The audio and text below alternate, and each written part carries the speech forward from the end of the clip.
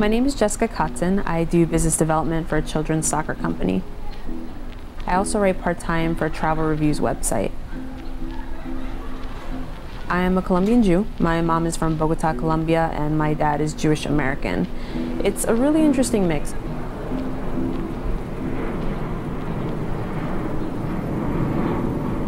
Traveling can really teach you a lot. I've been exposed to so many different cultures, so many people and ways of living that I feel like it's made me so much more open-minded. It's like this quote that I like: begin to look at maps with a tingle of possibility. And I love that quote so much because it's how I am. I'll pull out Kayak Explorer, where it shows you a whole map and it shows you all the places you can go to and for how much, and it gets me so excited like nothing else. For me, reading is a way to travel, and traveling is my passion. I love to travel, so books are like a gateway drug.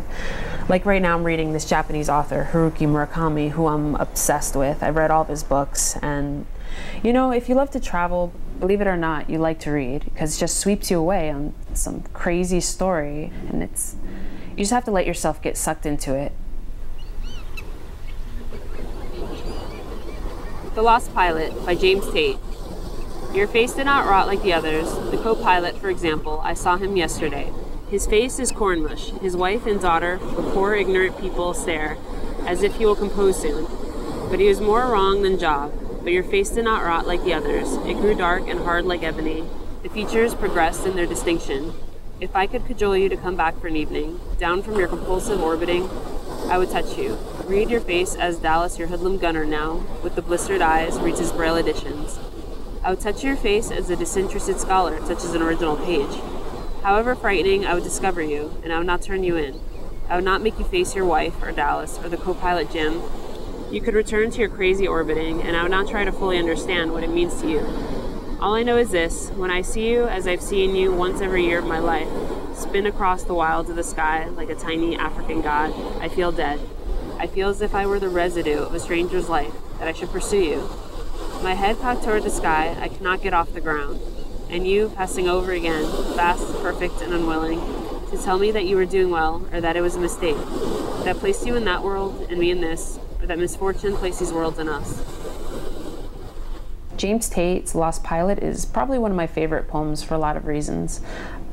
So I felt that I could relate to it. You know, right the first time I read it, I could simply relate to it, and that, you know, my father passed away 6 years ago, so I can connect to it in that sense. But more than that, I like it because I've read a lot of his other stuff. He's very direct in the poem. It's like a confessional. And in a way, it made me feel sad because it brought back a lot of memories, but more than that, it made me appreciative that he could be so direct. And what really spoke to me from the poem was just the raw emotion from it, the anger, the sadness, the question of why things had to be that way.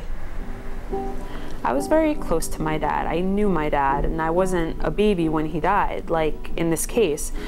For James Tate, his dad was somebody he never had a chance to know. And you really get that from reading this poem. You see his disappointment and his sadness from never having known this person.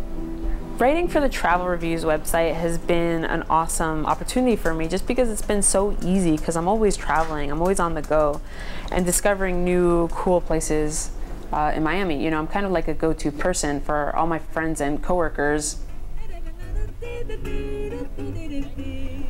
I love that here in Miami, you can experience this entirely different culture. It's great to have empanadas on my lunch break or croquetas, you know. In the city, you can walk down the street and it's like an open museum. There are murals on display, you'll see artists painting. So what I'd really like for my future is just to go to new places and explore new hubs and new cities while writing about it.